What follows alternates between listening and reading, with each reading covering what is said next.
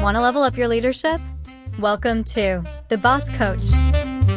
A dash of cool, a splash of class. The Boss Coach leads, no time to pass. Oh, the Boss Coach, the leader's guide with swagger, style, and strength inside. Oh, I know, but come on, it's better than Baby Shark at least, right? Hey, don't forget, when I hit my first 100 followers, we will celebrate with a new special theme song. So if you're tired of the current one, hey, forward the link to friends, get the word out, you'll get a new one in no time. So hey boss, how's business? Are you in the seasonal slowdown right now, or is it peak selling season in your industry? You know, either way, hopefully you get a little bit of a break to recharge. So my family and I just got back from vacation. We were in the mountains. Boy, it really cleared my head. There's nothing like being up there in the mountain air, high altitudes, to just give things a different clarity. Of course, soaking in the hot springs didn't hurt either, but on top of all that, boy, relaxation was the number one motive. So thanks for clicking and listening. My name is Patrick McGranahan. Welcome back to The Boss Coach. If you're new to the show, I would encourage you to check out the podcast trailer. That's episode 100. Gives you a little more background on what The Boss Coach is all about and why I'm here and why I'm doing this. But let's jump right into today's topic. And you know, it's probably a little bit controversial. EQ. That's emotional intelligence. Now, this one really depends on your own personality, right? Is it in your DNA? Is it your second nature as a servant leader? But maybe the thoughts of EQ conjure up a vision, well, closer to this. It's a beautiful day in this neighborhood, a beautiful day for a neighbor. Would you be mine? Could you be mine? Yes, such a beautiful day in the neighborhood, isn't it? Right out of the chute, let's dispel one big myth. You can learn EQ. It's not a either you have it or you don't thing. And yes, if you don't believe me, I will fight you. You're not just born with it. You can increase your EQ.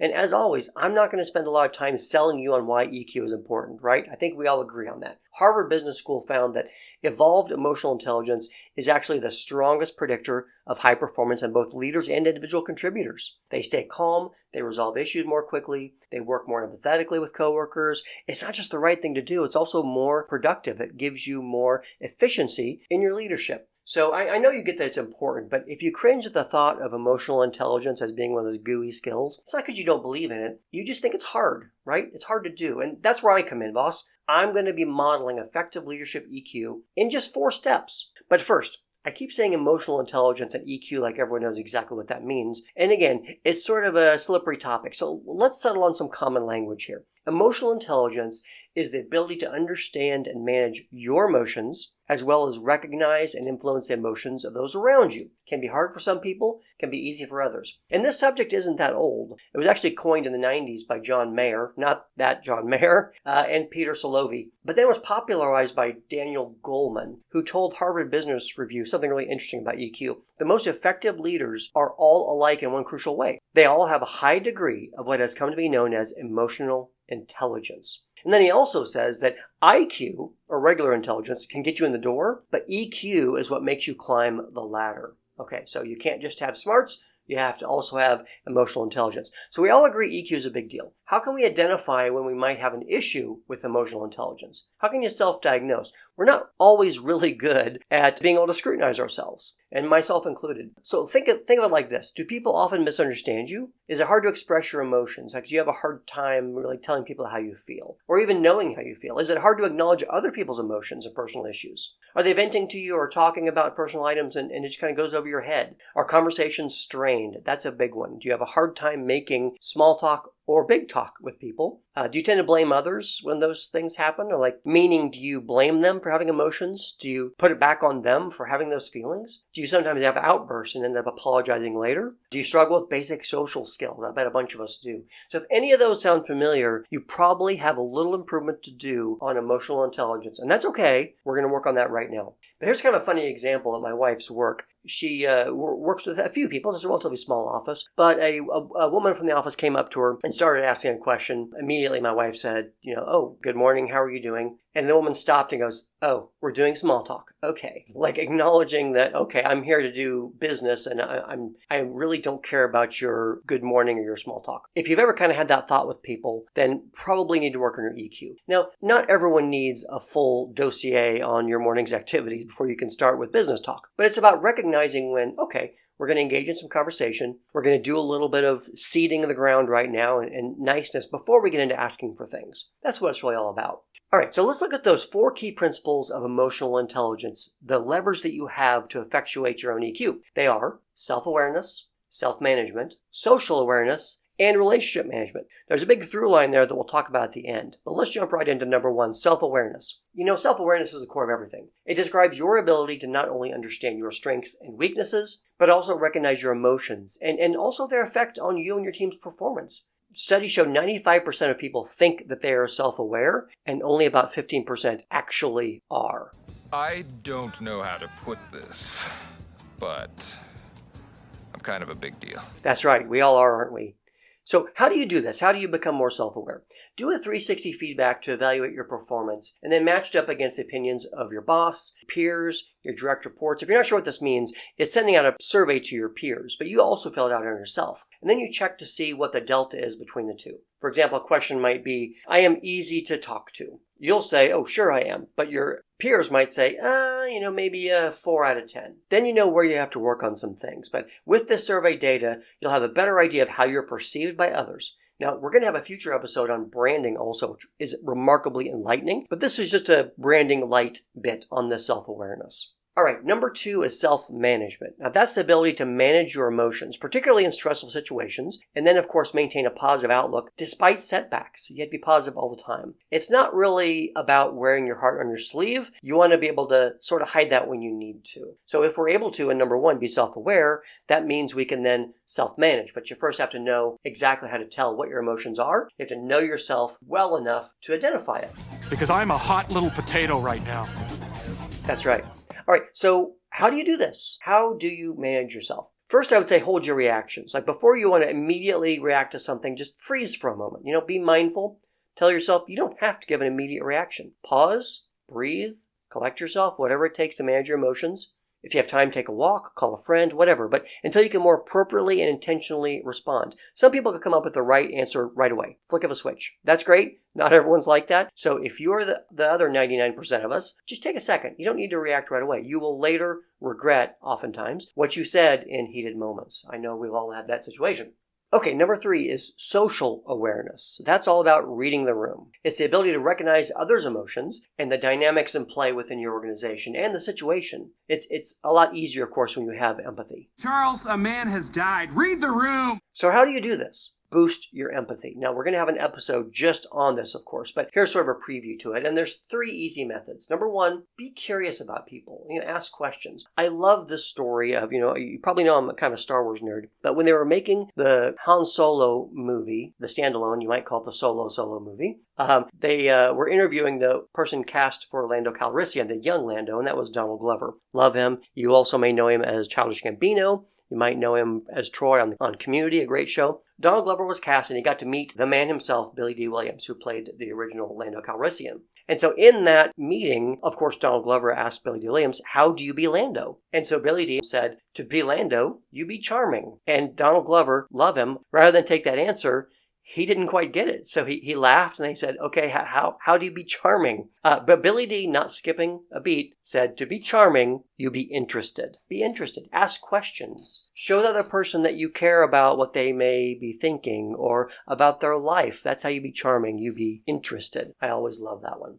Second easy method to boost your empathy is watch for nonverbal cues when people talk. You, of course, are aware, you're watching their face, you're watching the body language, but you may not be cognizant of how they're reacting to things. So if you're talking about one thing and they're showing signs of discomfort or disinterest, then change the subject, do something different. It's all about watching them and just look for, they're not going to come out and say, I don't want to talk about this. But if they're looking off to the side or scratching their ear or checking their watch, probably time to move on to something else. And then the third way to boost your empathy quickly is to ask for feedback. Always say, how did I do? Did that help? Is there something else you need from me? Again, it's part of being interested and charming is just asking questions. Solicit input by asking. They're not always just going to offer up what they need from you. So ask, what is it you need? How did that go? What more can I do for you? Most likely they'll tell you. And if they don't, hey, at least they know that you were interested enough to be empathetic. And that's what it's all about. The fourth way to boost your EQ is manage relationships. That's all about playing well with others. This is your ability to influence, coach, and mentor others, and also to resolve conflicts effectively. All right, maybe you're in a situation where you never have any conflicts, right?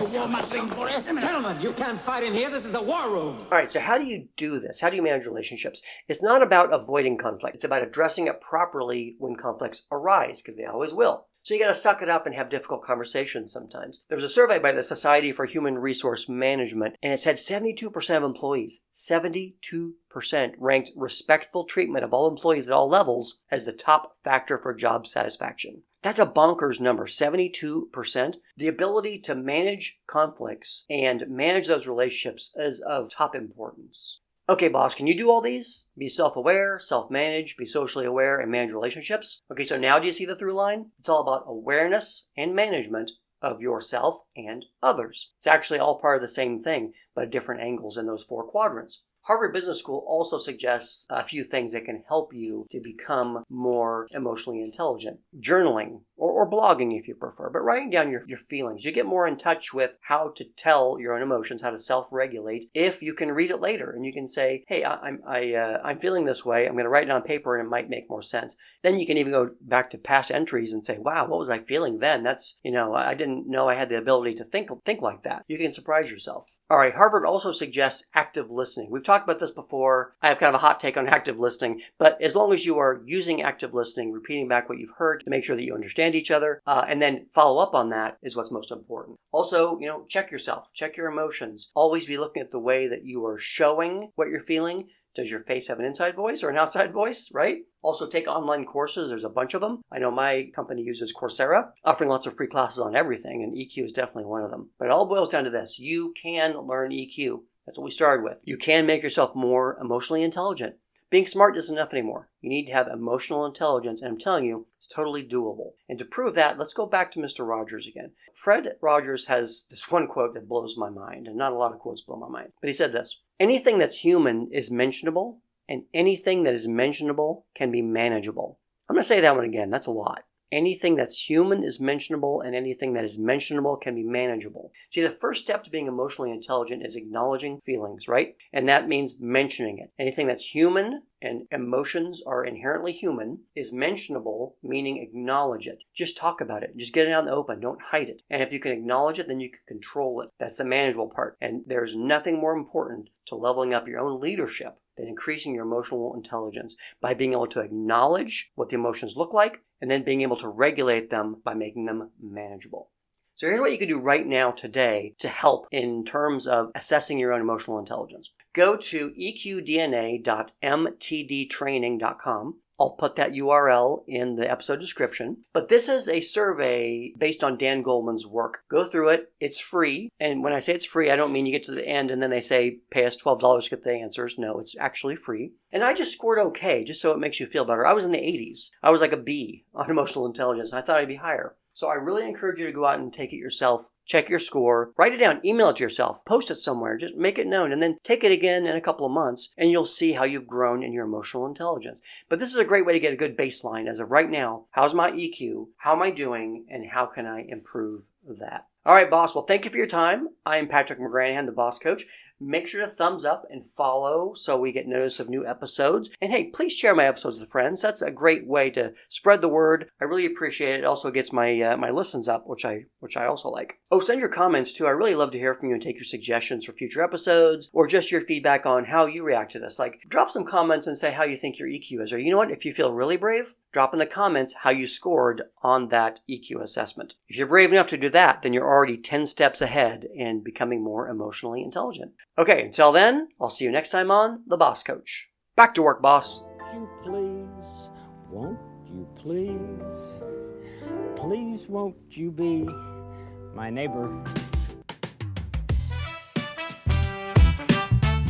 Thank you for joining us today for The Boss Coach, hosted by Patrick McGranahan.